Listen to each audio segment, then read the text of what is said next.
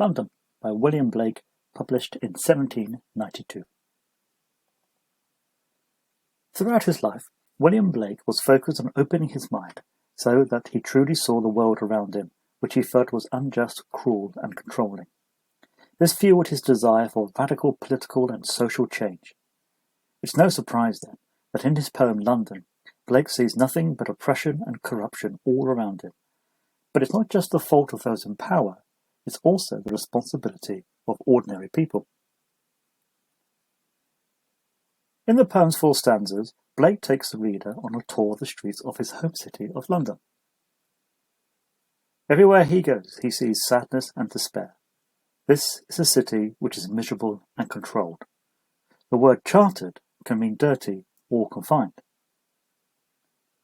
In the 2nd stanza, Blake focuses on the anguish and pain he hears, and which for him signify not just anguish, but also mental self-oppression. Manacles are like handcuffs or chains. The implication is that the people literally need to free their minds. Stanza 3 has Blake focusing on 2 suffering figures, a chimney sweep and a soldier, who symbolize ordinary people who are ignored or have been exploited.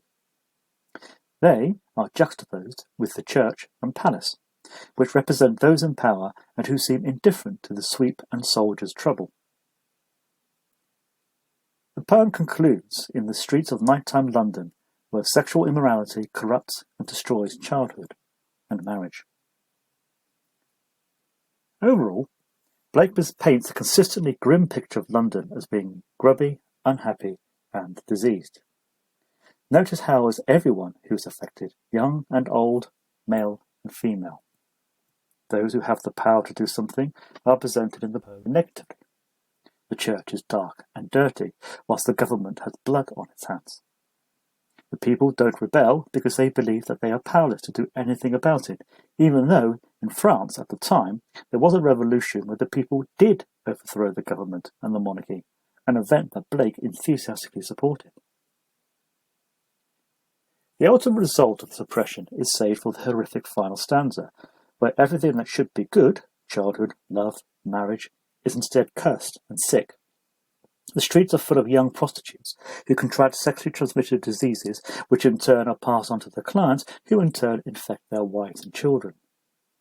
As a result, the poem ends with an oxymoron, conveying how marriage leads to death rather than renewal, reflecting how innocence has been degraded. Notice too how Blake's use of language highlights the destructive impact of disease. London focuses more on the idea of power rather than conflict. In its lines, the reader is shown how the rich and powerful have control of the streets, even the River Thames, as well as the people's minds. The powerlessness of the people affects their mindset, and consequently their futures, which turn from hope to despair. Useful links to Ozymandias can be made in terms of political control, although Shelley's poem is more from the point of view of the rulers than the people.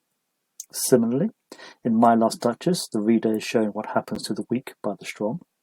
The idea of resisting control and of being told what to think and do is present in Czech Academy history, whilst the prelude also explores the power of the mind.